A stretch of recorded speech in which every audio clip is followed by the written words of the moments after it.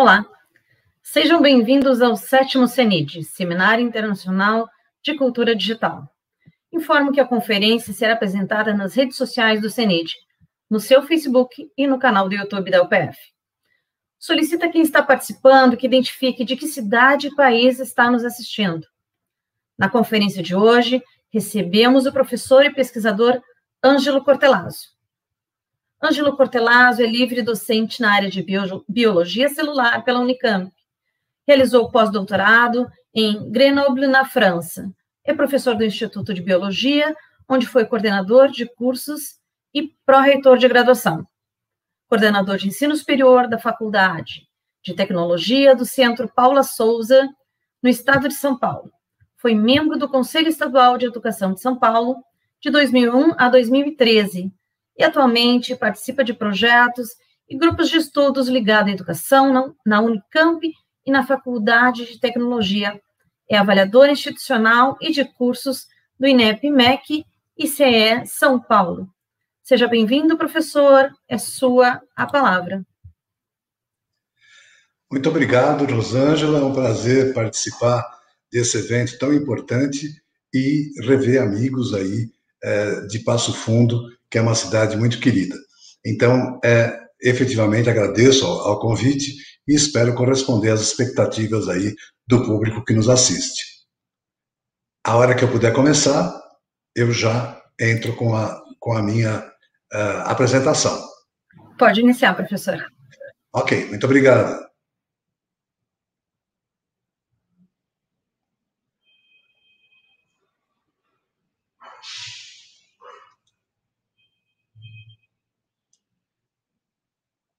Bem,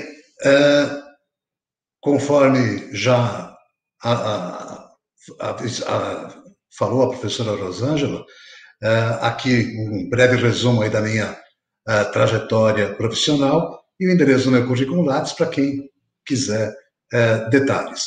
E o tema escolhido para conversar com vocês foi sobre metodologias personalizadas de aprendizagem.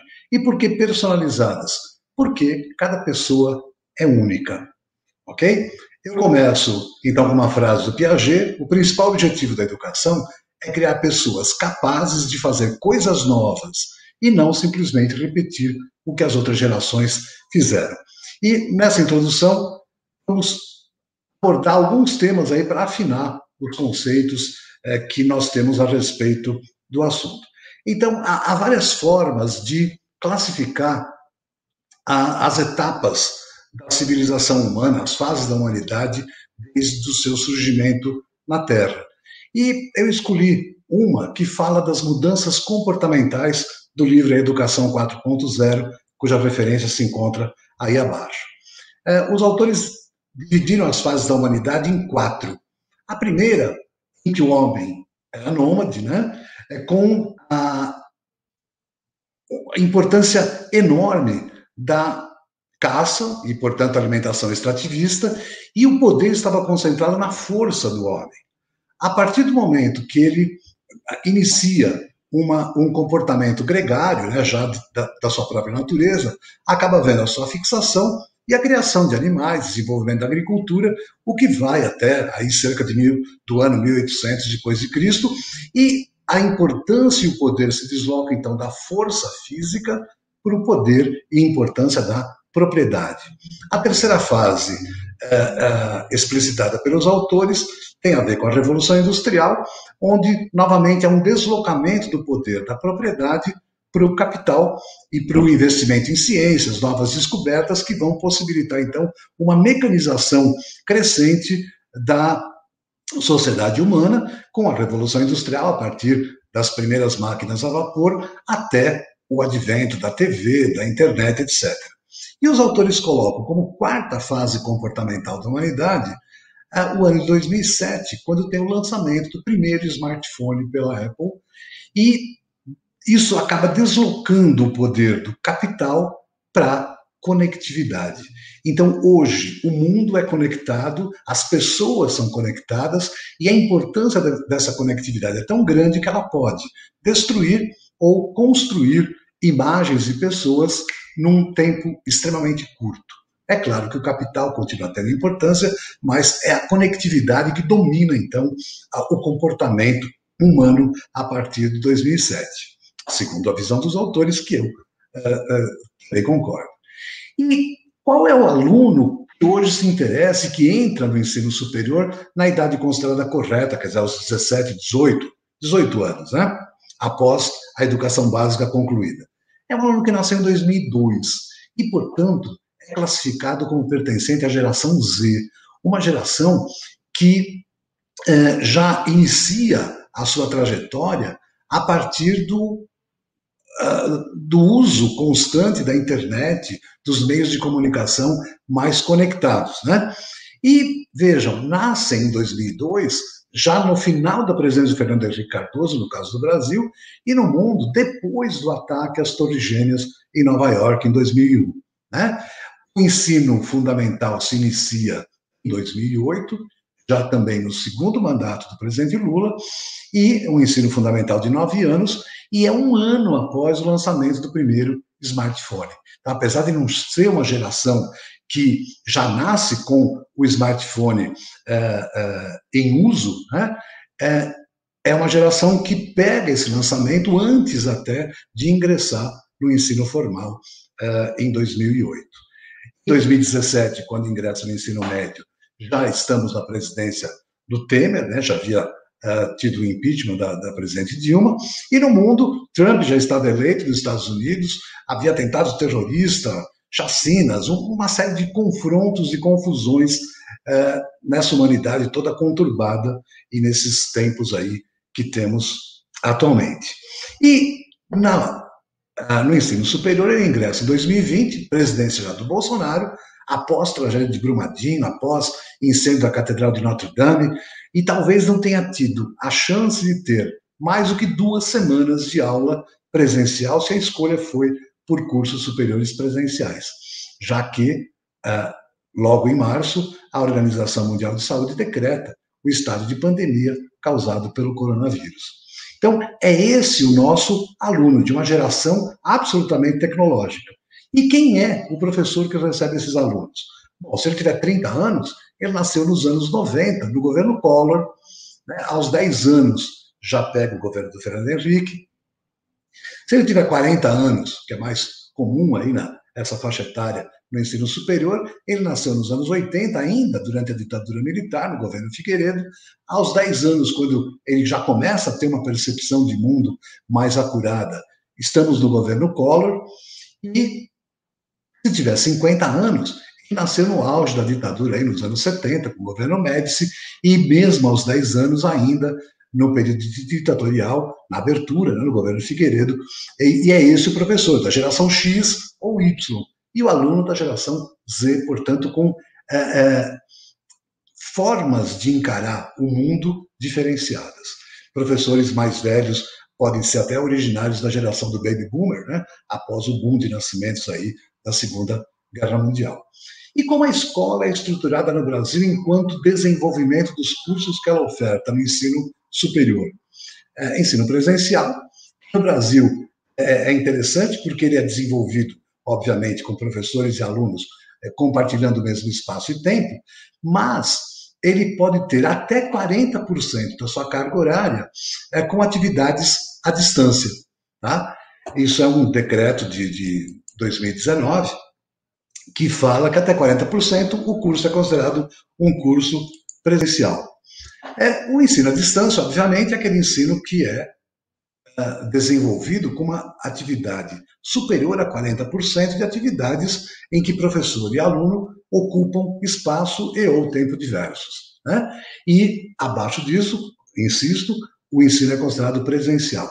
Para ensino à distância, há necessidade de um credenciamento específico junto ao MEC, já que o ensino à distância extrapola, né, ultrapassa as barreiras geográficas aí dos estados e, portanto, transcende, inclusive, os sistemas estaduais de ensino do país. E nos tempos da pandemia, o termo mais utilizado foi ensino remoto, que não chega a ser um ensino à distância, porque não tem um projeto pedagógico estruturado para isso, mas que foi estruturado para dar conta das atividades escolares com ferramentas de ensino à distância. Quer dizer, professores e alunos separados, ao menos em espaços, né, diferentes, já que a necessidade de isolamento social se impôs para conter a disseminação do vírus pela população. E aí, atividades síncronas e assíncronas são nomes usuais. A atividade síncrona, alguns autores consideram inclusive atividade presencial, porque apesar de haver uma diferença de espaço ocupado pelo que fala e pelos que ouvem ou desenvolvem atividades educacionais, ela ocorre no mesmo tempo. E a atividade assíncrona ocorre também no tempo diferente, além do espaço, obviamente. Ok? E, modernamente, aí nos anos 2000, 2010, se começa a falar muito no blended learning, ou no ensino híbrido, que, na verdade, vai combinar diferentes proporções de ensino presencial e ensino à distância. Então, eu posso até dizer que o ensino presencial, se tiver 30% de atividade à distância, é um ensino híbrido, apesar das definições de ensino híbrido irem além da simples mistura entre as duas modalidades, como vocês vão discutir aqui no próprio evento. Eu coloquei uma garrafa de Bordeaux, que é um blend de vinhos aí de 3 varietais de uvas da França, bastante famoso no mundo, e em português um corte, no inglês um blend, ou uma assemblagem no francês, pode originar vinhos cujas propriedades são únicas e até mais interessantes do que a varietal apresenta quando isolada. Daí a vantagem, então, do blend nas bebidas e a ideia de que isso também ocorra em nível educacional. Ok? Vamos focar na aprendizagem. Eu uso uma frase aí do Rubem Alves para introduzir o assunto, que diz que há escolas que são gaiolas e há escolas que são asas, e as asas são usadas pelos alunos, então, pelos egressos, para alcançar e alçar voos cada vez maiores, mais altos e importantes. Né? A escola que é gaiola acaba pulando, acaba limitando essa característica. Bom, há várias concepções e teorias sobre a aprendizagem. E começo citando Skinner, né, lá do condutivismo, condicionamento neurológico operacional, até Paulo Freire, que vai tratar de uma pedagogia de forma crítica, a pedagogia do oprimido, né, no seu livro, um dos mais famosos, tratar o professor como um educador educando numa relação dialógica, um professor problematizador, crítico do meio em que ele se encontra, e os alunos também. E passa, obviamente, por Piaget, da epistemologia genética, né, o desenvolvimento cognitivo, que foi base para o construtivismo, que usa, né, a assimilação do conhecimento novo em função da capacidade fisiológica, a acomodação desse conhecimento para alçar novas assimilações e assim sucessivamente. O Vygotsky, que vai colocar a importância das relações sociais na aprendizagem, né, o desenvolvimento sociocultural. O Brunner, que vai falar da aprendizagem pela descoberta, a importância, então, do aluno estar motivado e da mediação docente do meio ambiente para que isso aconteça de forma prazerosa, motivacional. Ausubel, que está bastante na moda, que fala da aprendizagem significativa, que vai ocorrer não só pela descoberta, mas também pela recepção. Quer dizer, Ausubel também falava nas aulas expositivas como uma ferramenta para essa aprendizagem e, obviamente, muitos autores não foram citados, mas eu coloco aí alguns pensadores e algumas concepções e teorias da aprendizagem, mas mais importante, ou tão importante quanto saber dessas teorias, é relacionar essa aprendizagem com o conhecimento e a forma como esse conhecimento vai ser mobilizado, como eu vou falar em seguida. Antes disso, vou falar alguns aspectos fisiológicos ligados à aprendizagem que o avanço da neurociência tem possibilitado ocorrer. E a nossa memória, ela é, na verdade, formada por informação que a gente vai adquirindo pelas experiências que vai tendo, né? E há uma região do cérebro, que é o hipocampo, na verdade são dois órgãozinhos que estão no cérebro e que vão, os 2 lobos cerebrais, né, que se assemelham a um cavalo marinho, daí o nome, né? E o hipocampo vai selecionar e vai consolidar as informações, ainda que vindas e recebidas por diferentes regiões do cérebro. Então, é graças à consolidação que o hipocampo realiza que eu consigo, ao lembrar de um casamento, por exemplo, lembrar não apenas do visual do casamento, mas da música que tocou, do perfume das flores que eventualmente existia no local, a roupa das pessoas, uma música que foi cantada, enfim, várias sensações que dão o todo desse evento, e o hipocampo então consolida isso e remete às regiões do cérebro que vão ser armazenadas essas informações, e mais do que apenas armazenadas, essas informações podem ser evocadas, né? E, obviamente, eu vou armazenando mais e mais experiências daquilo que eu passo, né, no que a gente chama de presente, e essas memórias, quando adquiridas e quando evocadas, podem gerar, então, o que a gente define como aprendizado.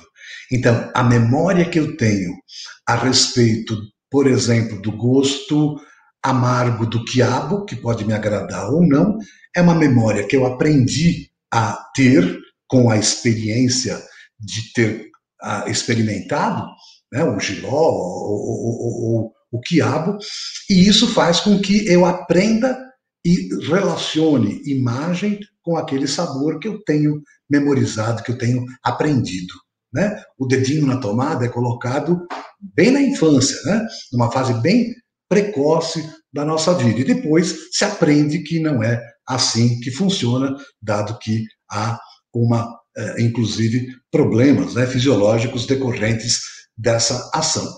E a memória formada em situações de emoção, ela é sempre mais duradoura. Quer dizer, o hipocampo manda para a região cerebral, para o córtex cerebral, e quanto mais emoção for carregada aquela realidade, maior vai ser a longevidade da sua guarda no cérebro da gente. Então, o importante é emoção.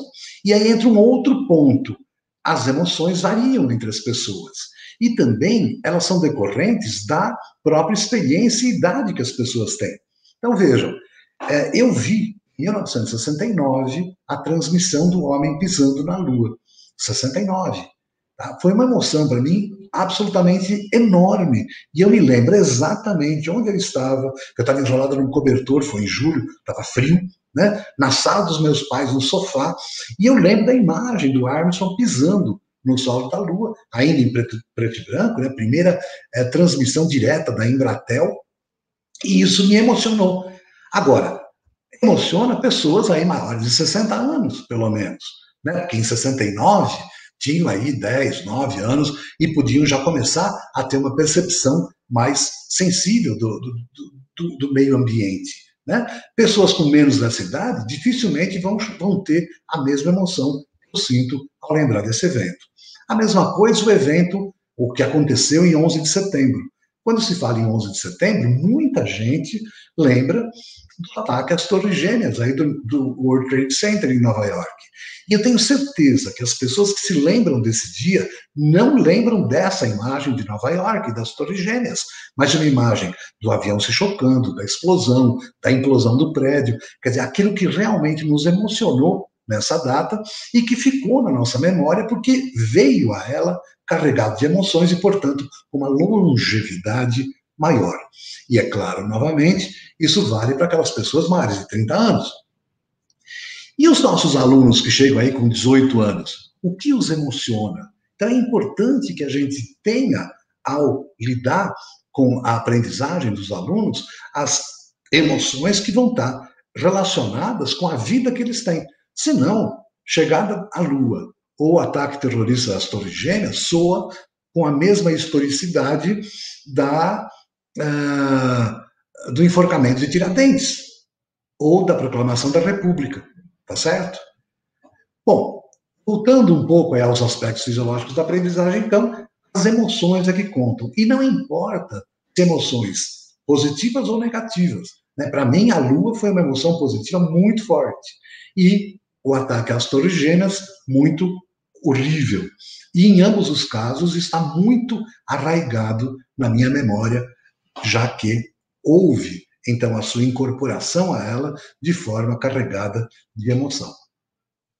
As nossas atividades cerebrais, já há estudos que mostram isso, acabam, e esse estudo feito por um pessoal, pesquisadores do MIT, mostram que a atividade eletrodérmica tem relação direta com a atividade do sistema nervoso simpático. O sistema nervoso simpático é um sistema autônomo, quer dizer, independe da nossa vontade, e é aquele sistema que é acionado em situações de estresse, de excitação, de medo, onde a gente produz adrenalina e vamos tentar ou correr, ou nos defender, ou enfrentar o inimigo.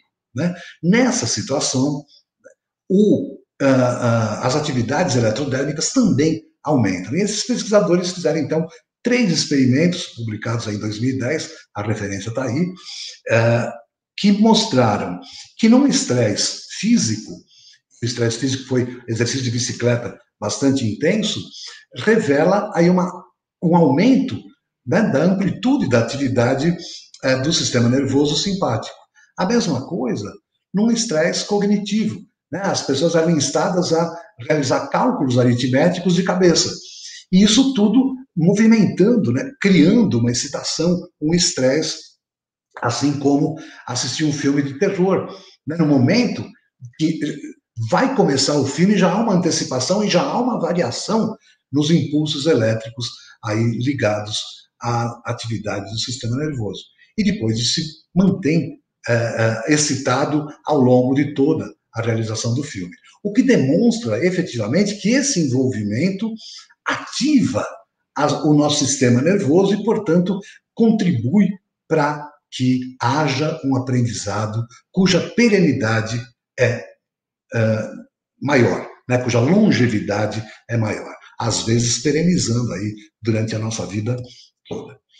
Bom, as atividades cerebrais também foram feitas durante 7 dias por várias pessoas, no mesmo trabalho, e foi medido não só o período de sono, que tem aí alterações que são explicadas pela emissão de ondas de baixa frequência e tudo mais, que não vem ao caso, mas vejam que comportamento bem basal para atividades de relaxamento, assistir televisão, de atividades não escolares, quer dizer, tudo muito tranquilo em termos de amplitude aí de variação dos impulsos eletrodérmicos e, portanto, também do sistema nervoso. Vejam assistir uma aula, é tranquilo, né? Quer dizer, não há emoção quando se assiste uma aula, e isso denota que a longevidade desse conteúdo que se está vivenciando é baixa. Diferentemente de atividades, por exemplo, de laboratório, de lição de casa, de estudos, de provas, né, que vão ativar, então, o sistema nervoso simpático e, por isso, manter aí um nível de excitabilidade e de envolvimento muito maior. Bem, comparem aí a atividade de assistir aula com estudar e realizar exame, nitidamente há uma diferença enorme. E o importante, obviamente, não é simplesmente lembrar, memorizar, mas conseguir mobilizar e se apropriar do conhecimento de forma a trabalhá-lo em situações que sejam diferentes daquelas que originaram a sua armazenagem. Né? Então, vejam, há estudos aí da taxonomia de Bloom, por exemplo, que coloca desde recordar, compreender em estágios crescentes de sofisticação, de níveis maiores de envolvimento, que é conhecido como taxonomia de Bloom, né? A mesma coisa, o Cone de Dale, que eu inverti aí para ficar com a mesma lógica, que mostrou que 15 dias depois de ter lido ou ouvido alguma coisa, só se recordava 10% disso, enquanto que atividades colaborativas, simulações, modelizações, experiências reais, ficavam em mais de 90% retidas após um tempo de realização. Mostrando, então, que o envolvimento e a mobilização do conhecimento são importantes também e vão sofisticando a forma como esse conhecimento e a nossa memória vai armazenando essa essas experiências. Então, pensamentos de ordem superior, o maior envolvimento, né, estão em níveis de complexidade maiores do que simplesmente definir, listar, escrever. Né? Eu vou precisar analisar, projetar, criar, avaliar. E vejam que sempre nos níveis mais superiores, o envolvimento é maior. Isso nos leva, bom, isso não é novo, né? Confúcio, lá em 550 a.C., já dizia: eu vejo, eu esqueço, eu ouço, eu lembro, eu faço, eu entendo. Né? E isso nos leva, então, às metodologias ativas de aprendizagem. Por quê? Elas vão garantir esse envolvimento. E aí tem uma frase do Comênios, que é considerado o pai da pedagogia, no século XVII, não agora, que disse, né, que é necessário desenvolver um método de ensino em que os professores lecionem menos, para que os alunos possam aprender mais. Né? E as metodologias de aprendizagem, então, foram subdivididas, né, em aprendizagem passiva, onde o estudante tem uma atividade de espectador e o professor acaba dominando, então, o procedimento e expondo as coisas que o aluno, em tese, deve aprender, que o professor ensina, e uma aprendizagem ativa em que o estudante é protagonista do próprio aprendizado e tem o professor como um tutor, como um orientador, como um gestor, né? Um curador dessa aprendizagem. E isso não é novo, né? Sócrates já fazia isso com a sua maiêutica, com a ironia, com seus discípulos lá no século IV a.C. Isso também foi bastante desenvolvido aí no século XIX, no movimento da Escola Nova, nos Países Baixos, né, Holanda, Bélgica, e inclusive influenciou o nosso embaixador, né, o Rui Barbosa, quando esteve em Haia, lá na Holanda, a tomar contato com esse movimento e, juntamente com outros intelectuais, com outras experiências de outros movimentos mundiais, acabou influenciando a edição aí do Manifesto dos Pioneiros da Educação Nova, né, realizada por intelectuais em São Paulo, mas não só de São Paulo, e que é um marco, então, na organização de um sistema de escola laico, abrangente, em que há um maior envolvimento do estudante.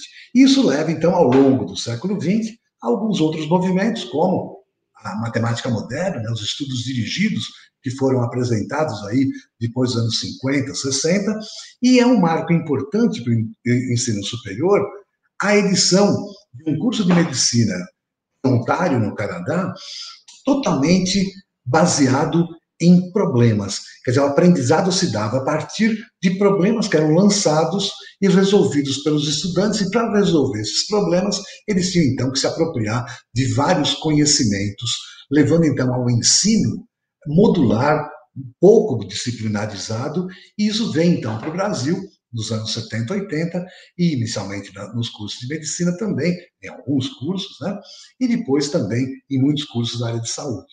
Mas o grande boom das metodologias ativas e das publicações a respeito dessas metodologias ocorre no século XXI e coincide com a mudança do paradigma da escola de ter ensino para o paradigma da aprendizagem. Então, hoje não se fala que a escola é onde se realiza o ensino. A escola é o lugar onde se realiza a aprendizagem. E se há ensino, tem que haver aprendizagem. Senão, não houve ensino. Houve uma fala perdida ao vento. Né? Bem, as publicações sobre metodologias ativas também entraram em fase exponencial aí de artigos, né? E um trabalho que nós apresentamos aí no CIAED, né, do Encontro de Educação à Distância, mostrava que 6 dessas metodologias são mais utilizadas e têm mais resultados da sua eficácia e eficiência no ensino.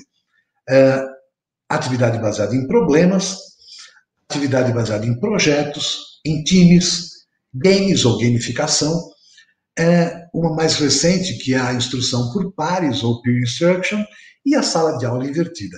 Essas 6 metodologias, então, têm dominado, né, as publicações sobre metodologias ativas em quantidade de trabalhos mais editados aí nos últimos anos, né? E por conta disso, nós vamos fazer uma rápida passagem por vocês, né? A começar pela aprendizagem baseada em problemas, que eu já fiz uma introdução, começou aí na área médica, depois na área de saúde, mas é válida para qualquer área do conhecimento, onde um problema, então, é proposto e a resolução desse problema vai levar a estudos, aulas, leituras, estudos dirigidos, uma série de outras atividades, mais ativas ou não, mais expositivas, né, mas de leitura, de pesquisa, que vão levar à resolução desse problema.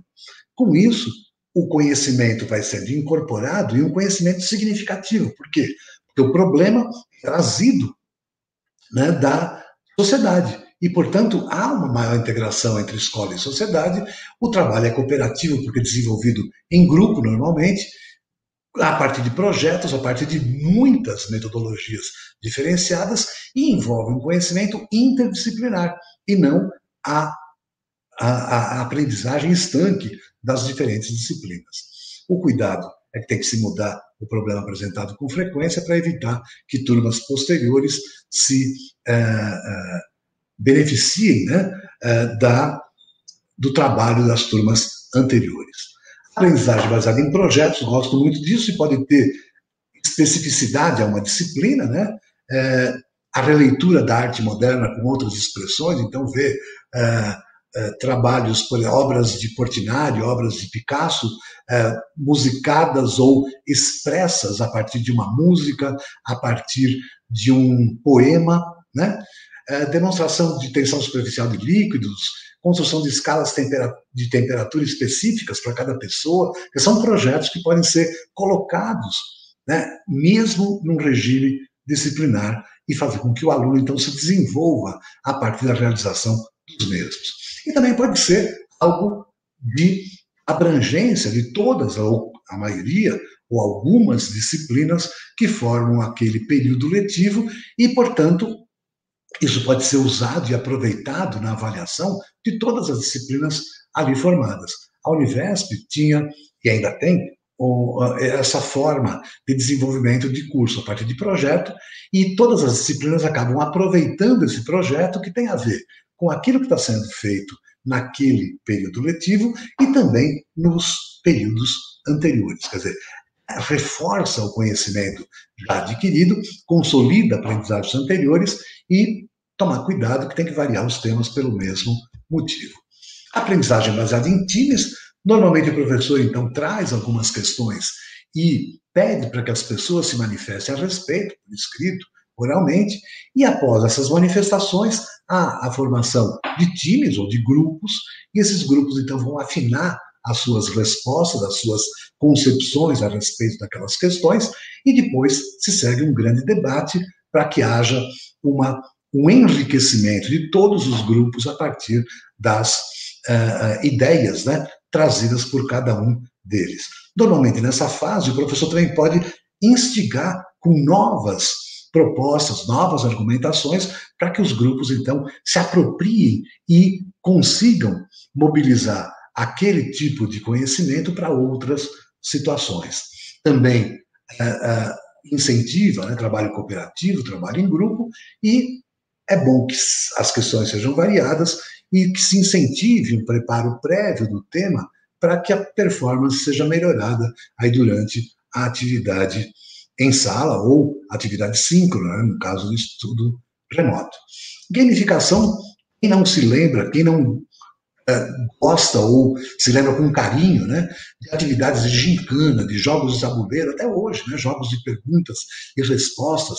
Na minha época, lá atrás, tinha o céu é o limite, agora tem quem quer ser um milionário. Isso instiga as pessoas, né, a se envolver com determinados temas, e a partir de um jogo de perguntas e respostas, o conhecimento, então, é construído, né? Mais recentemente, tem havido, né, um jogo de papéis, ou role-playing game, RPG, em que cada grupo recebe, de antemão, objetivos que tem aquele participante ou aquele grupo, e eles vão, então, possibilitar que o grupo trabalhe para atingir esses objetivos que são expressos antes do jogo começar. E aí cada assunto vai se desenvolvendo e isso resulta, né, na aprendizagem, na apropriação do conhecimento daquele conteúdo, daquela ideia. Isso funciona bem para coisas mais abstratas, porque dão concretude a essa abstração a partir da interpretação de um papel, né, ou da dramatização disso também. Incentiva a análise crítica, tomada de decisões, trabalho em grupo, que são competências socioemocionais, são muito importantes. Né? Hoje se sabe que as competências técnicas são importantíssimas para garantir a empregabilidade, mas para garantir o emprego, as competências socioemocionais têm a mesma ou até mais importância do que as competências técnicas. Né? A empatia, o trabalho em grupo, a forma, a resiliência, né, que também está bastante na moda, e nesses momentos de pandemia somos obrigados a desenvolver isso ou ficarmos loucos. Né? Isso é muito importante, então, que seja apropriado na própria escolarização. Instrução por pares, peer instruction.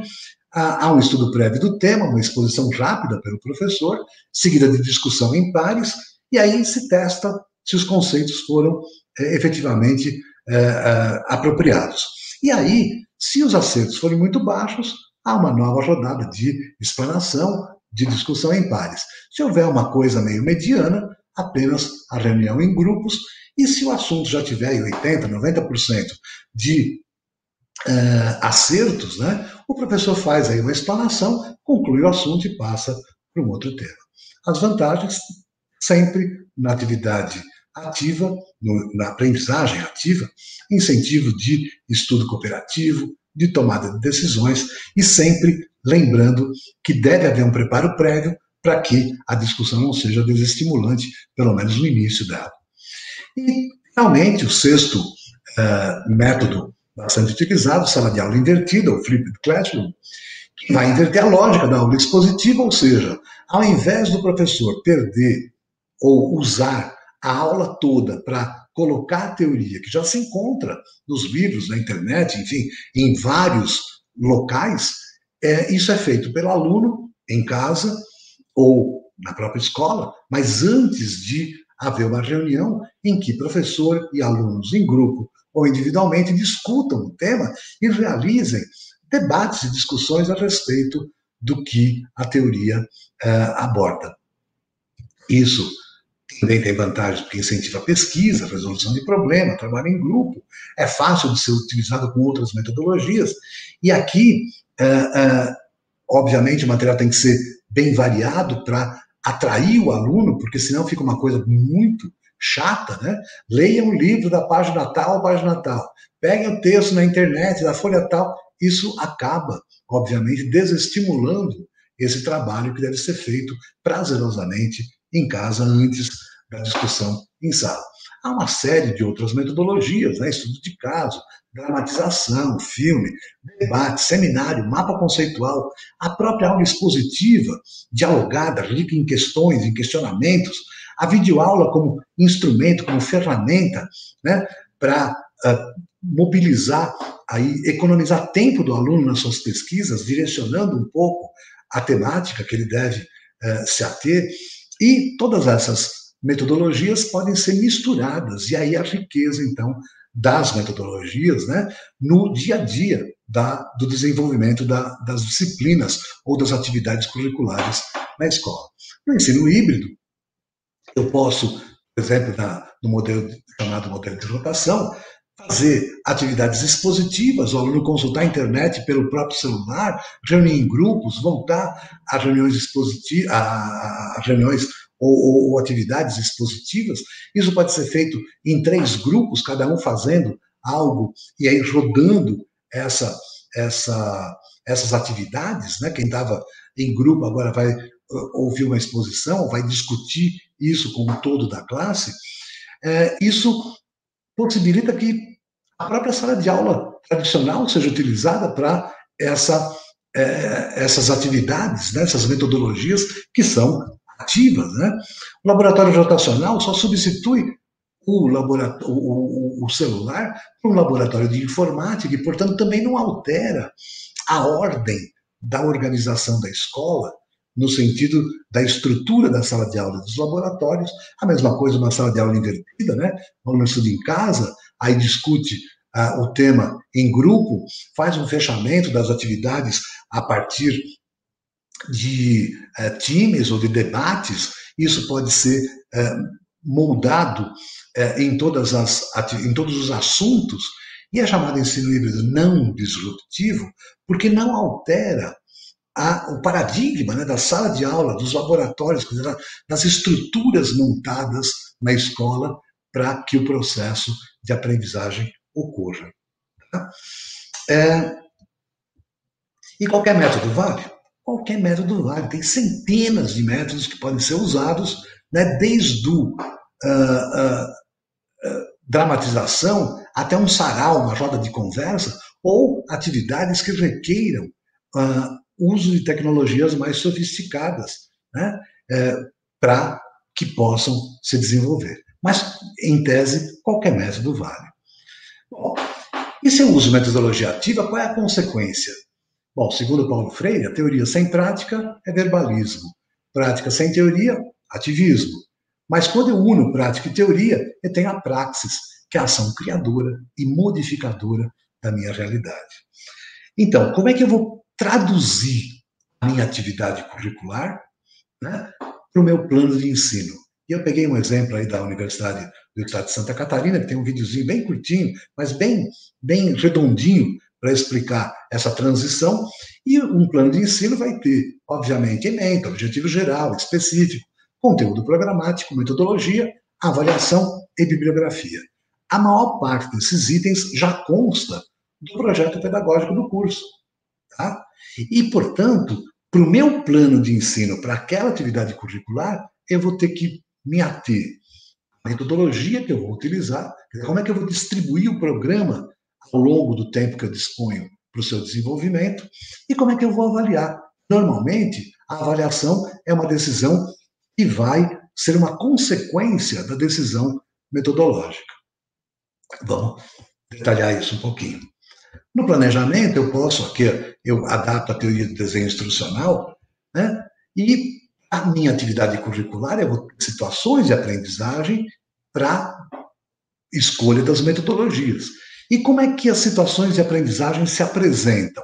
Bom, é óbvio que eu tenho que ter, inicialmente, uma real dimensão das condições que eu tenho para a instrução. Que condições? As restrições físicas, inclusive, de material, os ambientes que eu disponho de aprendizagem, que estudantes que eu recebo e o que eles devem aprender. Porque tudo isso vai determinar que condições que eu tenho para realizar essa atividade curricular, essa instrução. E as restrições são importantíssimas. Não adianta eu tentar um método hiper, super, mega sofisticado e nenhum aluno conseguir acompanhar porque não dispõe do equipamento, do ferramental necessário. E que resultados que eu desejo? Bom, sabendo das condições, eu vou saber como atrair esses alunos para que a minha atividade tenha eficiência e eficácia. No mundo moderno, a eficácia é importantíssima. Não adianta eu dizer, eu consegui ensinar o que é uma célula e demorei para todos os alunos. E eles aprenderam perfeitamente. E eu demorei 1 ano e meio para que isso acontecesse. A eficácia, quer dizer, quanto tempo eu vou dispor para que aquela atividade seja concluída, é muito importante no sistema escolar formal, que é o que a gente tem. E aí sim, a partir desse mapeamento, escolher as metodologias. E elas devem ser diversas o bastante para contemplar a diversidade também das turmas e salas com as quais eu vou trabalhar. Uma vez escolhida essas metodologias, vamos para a avaliação. E a avaliação, eu gosto muito do triângulo pedagógico aí proposto por Jean Rousseau, que é um psicólogo francês, que coloca no vértice de um triângulo os 3 entes que participam do processo pedagógico: o conhecimento, o saber, o professor e o aluno. E ele fala que em qualquer situação, sempre 2 deles estão em atividade franca e o outro é secundário ao processo. Então, se o foco é ensinar, obviamente, professor e o conhecimento tem a maior importância, porque o aluno vai ter um papel muito mais passivo, já que ele vai receber o ensinamento e o conteúdo ensinado foi escolhido pelo professor. Nesse caso, a avaliação pode ser uma avaliação somativa, porque eu vou, ao final do processo, verificar a quem o ensino foi suficiente para atingir o mínimo necessário para seguir adiante e quem vai ter que voltar e ouvir ou fazer os ensinamentos novamente, tá certo? Se o objetivo é formar, o professor tem que saber como é que o aluno vai se comportando ao longo das atividades a que ele é submetido. E daí eu tenho que ter uma avaliação processual, uma avaliação formativa, porque o professor tem que acompanhar e se houve apropriação dos conhecimentos daquele assunto pelo aluno, aí passar para um novo conhecimento, para um novo tema. Tá? Mas o que garante efetivamente a aprendizagem, só o aluno pode saber. Quer dizer, aprender mesmo, quem sabe que ocorreu o aprendizado é o próprio aluno. Claro que isso é facilitado, é mediado pelo professor, mas a autoavaliação é que é a consciência do aprendizado. Então, eu exemplifico sempre usando o exame de obtenção da carteira de habilitação, né? Eu marco o exame prático de condução de um carro, de uma moto, quando eu me sinto com os conhecimentos necessários aprendidos. Claro que o instrutor, o professor, vai me ajudar nessa decisão, mas ela é minha. Eu sei o quanto eu aprendi. E por isso a minha autoavaliação é importantíssima no processo. Porque eu vou, ainda que eu não tenha tido um bom desempenho numa eventual avaliação somativa, se eu me apropriei daquele conhecimento, eu vou poder utilizá-lo e mobilizá-lo em outras situações. E também, obviamente, uma avaliação diagnóstica é importante, para eu não começar a minha abordagem muito aquém ou muito além daquele conhecimento que já é dominado pelos alunos e, com isso, ter ou uma atividade enfadonha, se for no nível muito baixo, ou uma atividade estratosférica, sem aproveitamento algum, se for um nível muito elevado. Claro ainda que as avaliações devem contemplar não apenas conteúdo, mas também valores e princípios, né? Para que haja efetivamente a verificação da apropriação desses conhecimentos, mas também de outras competências importantíssimas para o desempenho profissional e também para a inserção social do egresso. A avaliação processual ou formativa tem muita dificuldade. E, a primeira delas, muitos estudantes em sala de aula, o professor tem cada vez menos tempo, cada vez mais empregos, foco em boa parte dos professores, de boa parte deles, é na pesquisa ou outras atividades de extensão, de administração, que são importantes, mas que acabam tomando tempo de outros processos que, se puderem ser abreviados, o são. E um deles é a avaliação. Então, dou uma avaliação só, dou duas, perco menos tempo e, com isso, eu ganho tempo para outras atividades, o que é, obviamente, um erro. Massificação do processo de ensino e tudo isso levando a uma grande dificuldade de realização sem apoio tecnológico. Fica quase impossível. Eu vou dar 2 ou 3 exemplos de uso de tecnologia, e o primeiro deles, para eu avaliar conceitos, problemas de fácil resolução em sala, em atividade síncrona, tem um monte de aplicativos, né? Voxnote, Kahoot, Socrative, Mentimeter, alguns com versões gratuitas que são menos robustas que as versões pagas, mas são adequadas. Né? Então eu posso utilizar esses aplicativos para ir verificando a apropriação dos conceitos ao longo das minhas atividades síncronas. E quando a atividade for assíncrona, é muito melhor que eu use alguma coisa mais robusta, como o Moodle, o Google Docs, que vão poder permitir que os testes, eventualmente, sejam corrigidos pela própria ferramenta e que ela elabore um relatório que me ajude a ver e a acompanhar o desenvolvimento, o desempenho individual e global. Dou um exemplo.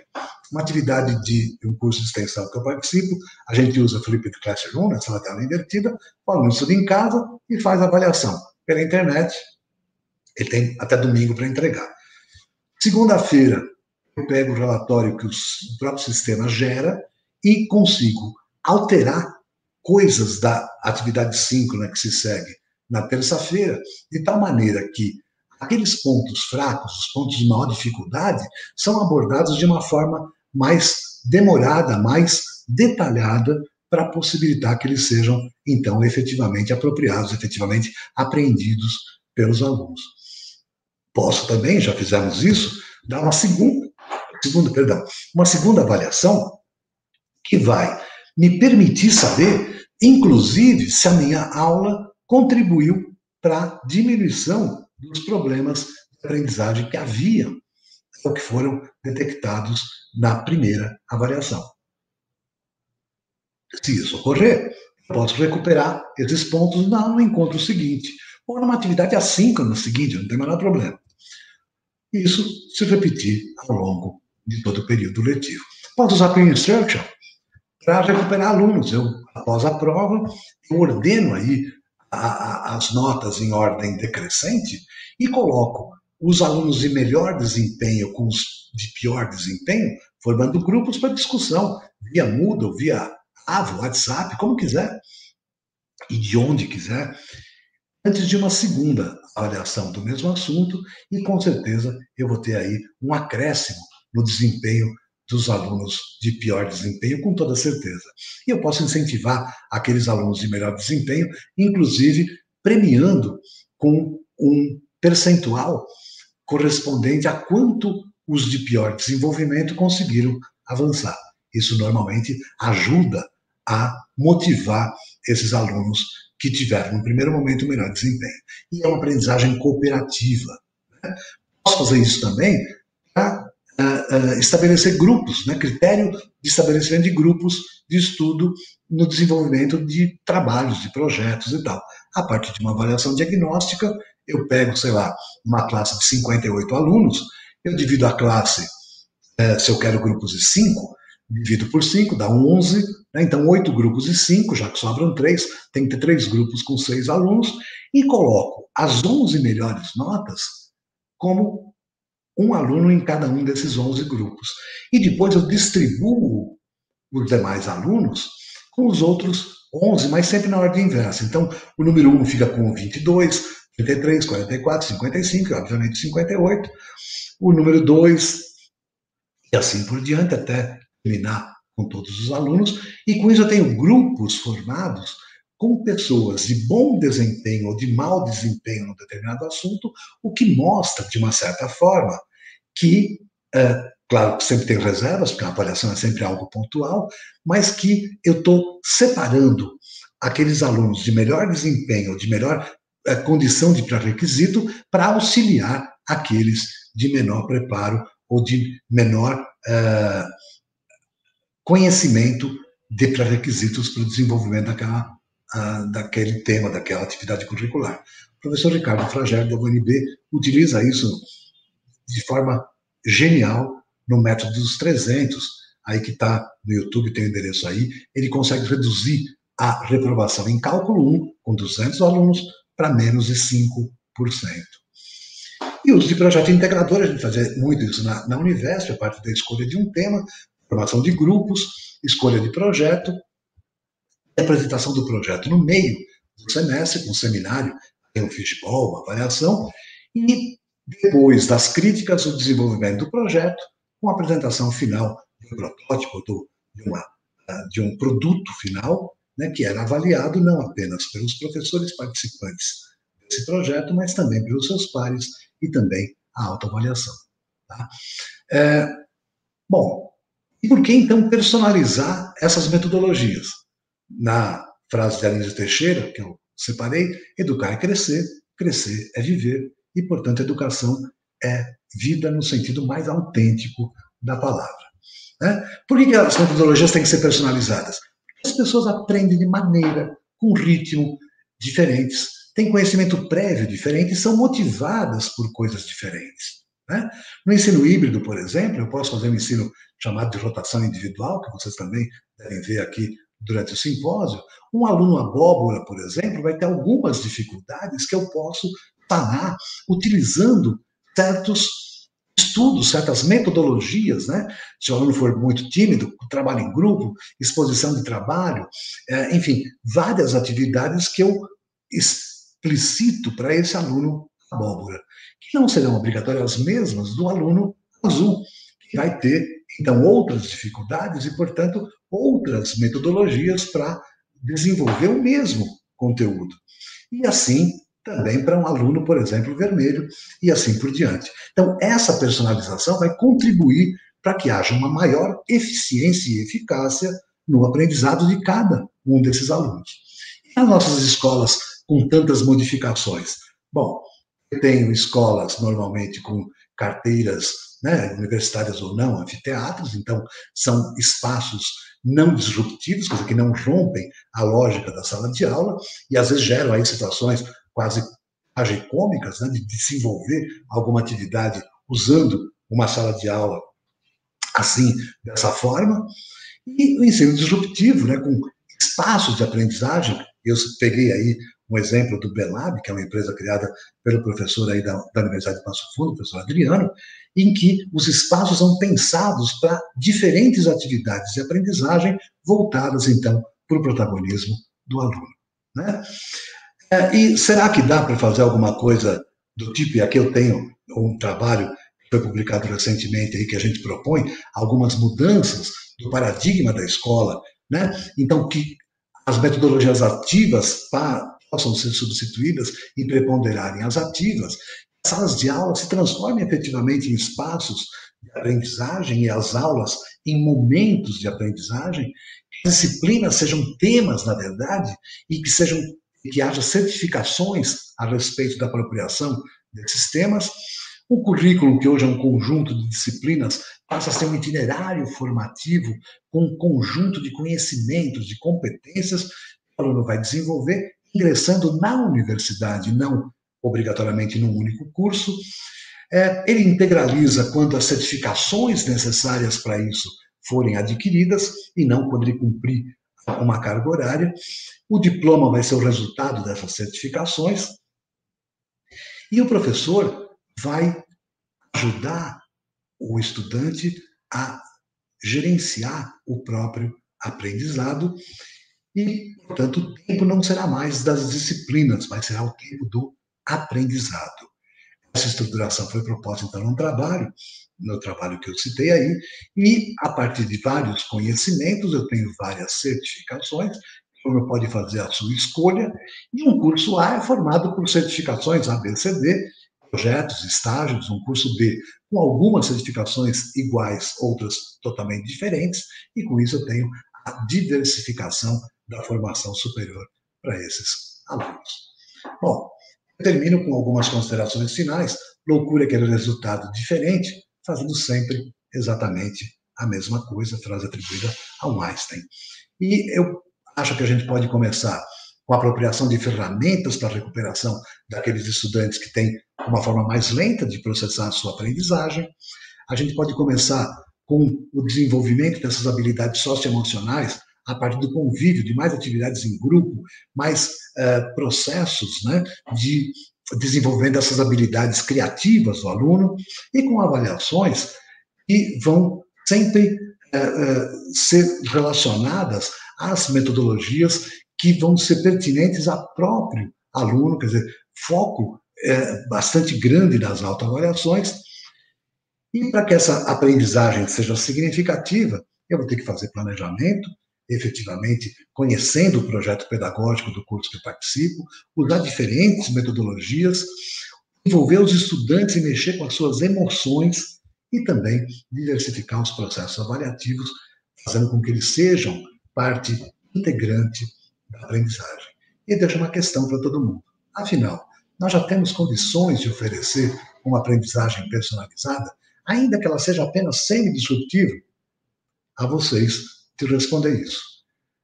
Eu participo aí do Instituto de Estudos Avançados da Unicamp, na área de educação, grupos também de estudos de metodologias ativas da FATEC-ITU. Aqui tem alguns endereços, inclusive de uma revista que a gente lançou, de um curso de extensão que a gente oferece. Esses endereços estão todos aí disponíveis e eu agradeço muito a atenção de todos o convite para participar desse evento, que eu reputo da maior importância. Muitíssimo obrigado.